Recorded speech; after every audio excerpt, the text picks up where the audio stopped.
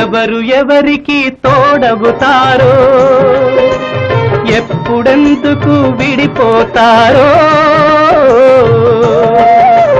మమతను కాదని వెళతారు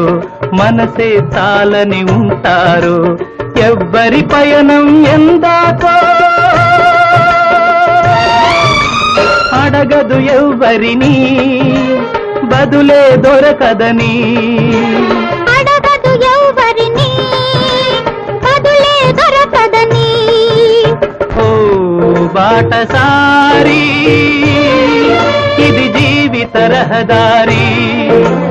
ఎంత దూరమో ఏది అంతమో ఎవరు ఎరుగని దారి ఇది